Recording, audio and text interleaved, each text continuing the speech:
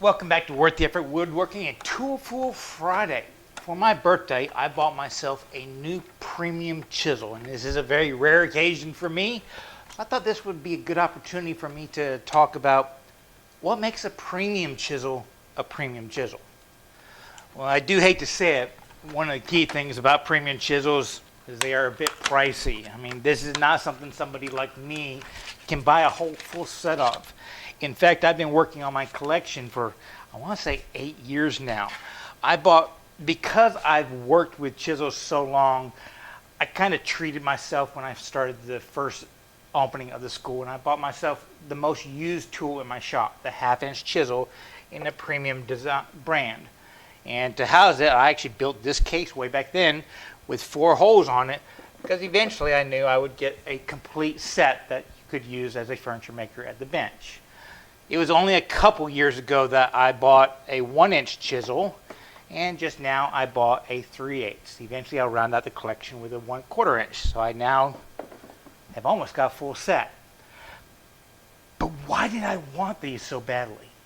Well, I am not going to sit here and tell you that getting a premium chisel is going to make you an instantly 100% better woodworker. In fact, those that appreciate these qualities, there's a law of diminishing returns, and once you get past a basic good chisel, you end up having to pay a lot more for getting a little bit of benefit. But I mean, here's what I'm talking about. For most people, DIYers and stuff like that, you can buy this brand of chisels at one of the big box stores. I want to say they're $4 to $7 each. I haven't checked these prices, but that's what it reminds me of.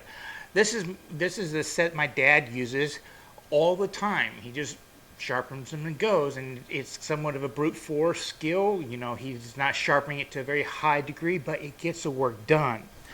When I first started, I did a lot of research and decided that my budget chisel would be a blue chip, and I bought these. And those of y'all in the know are kind of laughing at me now, because this is one of those things where one company buys another company, puts their brand on it, and does a lot of cost savings and adjustments on it, but it looks the same as the original companies, but it's not quite as good. But the thing is, I used these for 5, 6, 7 years and didn't know that. They serve me just fine.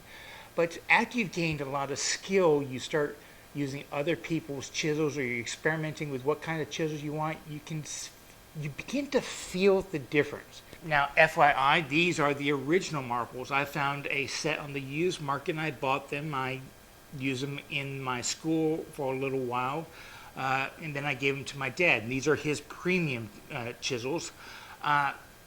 If you find these on the used market, buy them. A lot of times people that know what they're doing, they'll go to eBay or something like that, and if you can search the terms, you're going to be getting a premium price. But if you're in a garage sale or something like that, you can find them every now and then. They sold millions of them, so they're out there. But you can tell they're them by, they say marbles and then the blue handles and stuff like that. They just have a great shape for a basic chisel.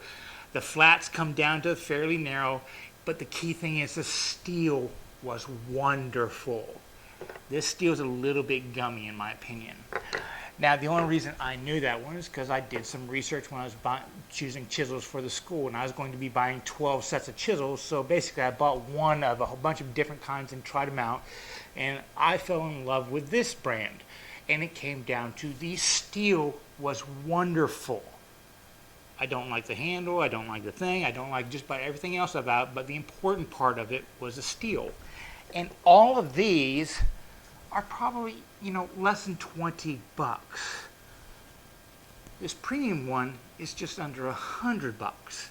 So what makes this different from these? Now, guys, I'm just using this as an example of a premium class of chisels. I'm not talking about this specific chisel.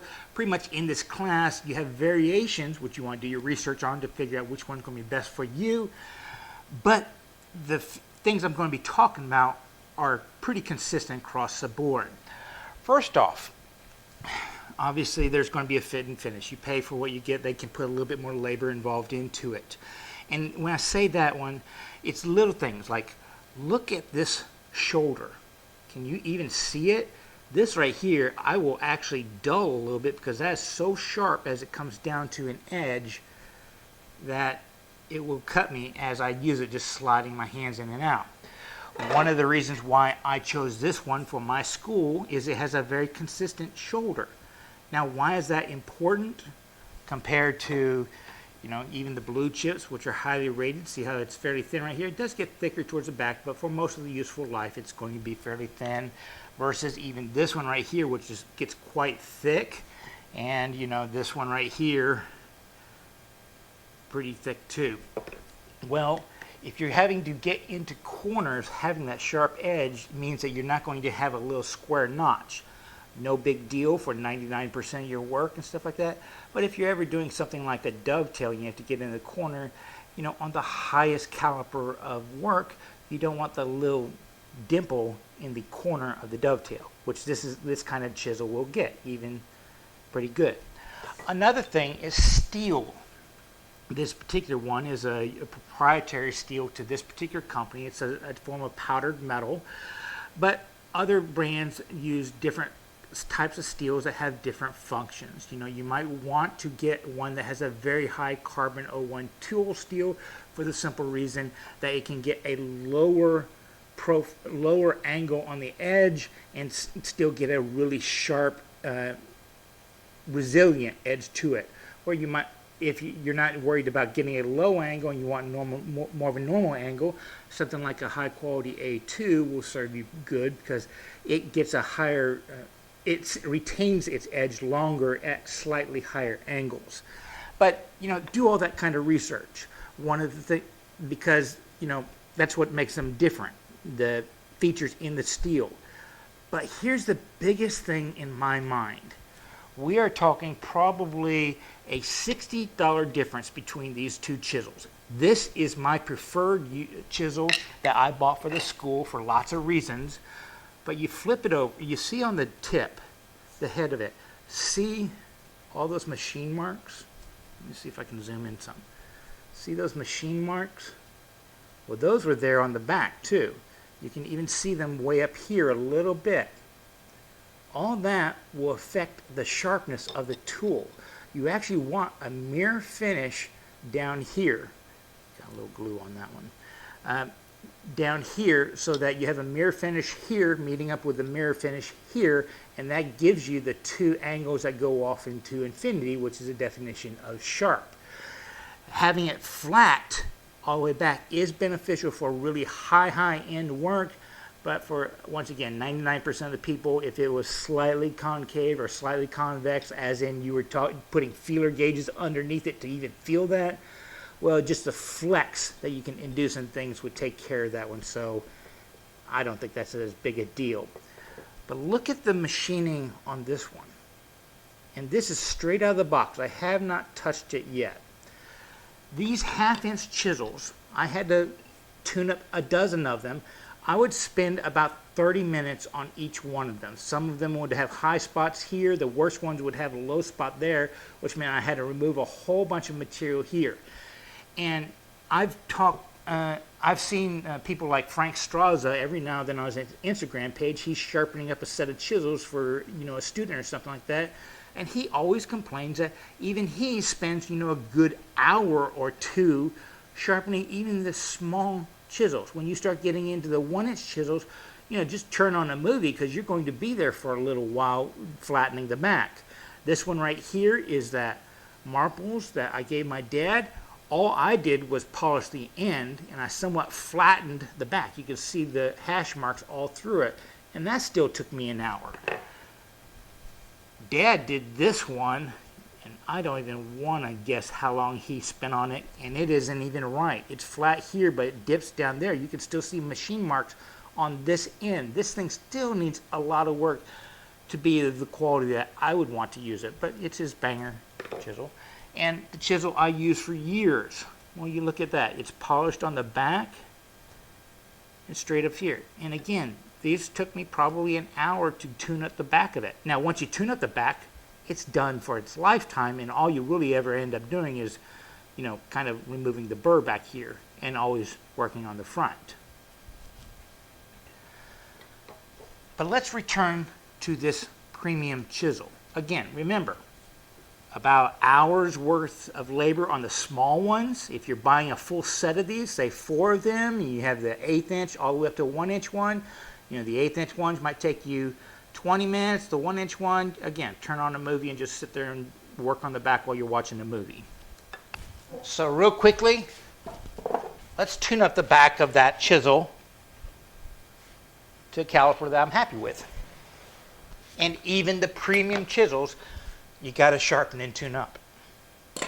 So what I have here are DMT diamond stones. This is the super fine, the super fine, the fine, and the medium, which corresponds supposedly to 8,000, 4,000, I want to say 1,000 and what, 400 I'm guessing. I also have a very large stone that I use for flattening water stones when I use those a lot. And it's like at 250. When I was tuning up these chisels, I would actually have to start at that 251 and work my way up to polishing them up. I know Dad just turns on a belt sander and flattens these for as much as he can before he moves up to the higher grits. So, as we can see, this is fresh out of the box. Never touched before. And again, I'm just using this as an example because from my experience and talking to other people, all the premiums are kind of like this, in that one of the things you are purchasing is the build quality, the refinement.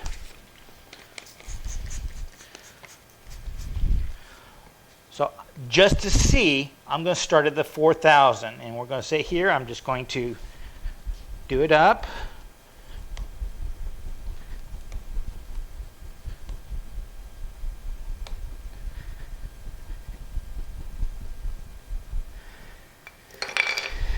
I haven't cut, and we can see I've pretty much flattened all that right there, but it wasn't quite fully up to the front.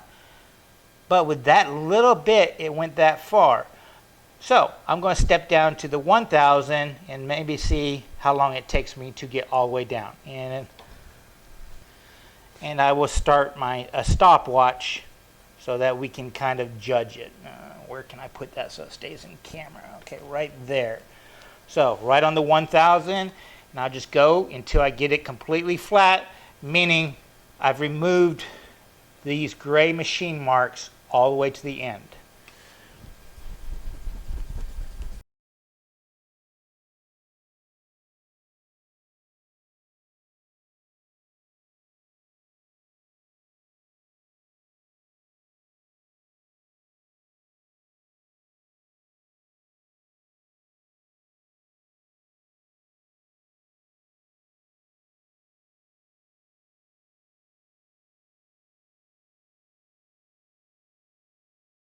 Okay, I hit stop at 556 because my fingers are getting cramped up. I've got it, all the hash marks all the way across, so now I'm going to go start working up the polishing as soon as my fingers get relaxed, because this is hard work. Okay, I took about a 2-minute break, and we'll start back up. And here we go. Notice how much pressure I'm putting down. That's why you get tired out. It's the pressure you're putting down with your fingers. And the thing is, to go fast, you just don't want to go in a straight line. You want those crosshairs to cut each other up. So you're doing all different directions to get the best crosshair action.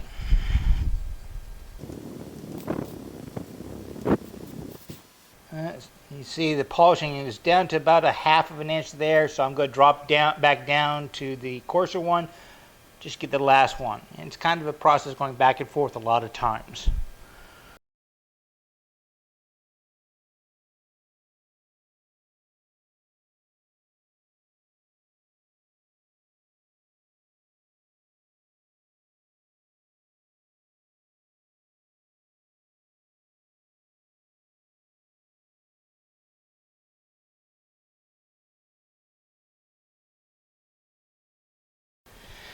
And there we go.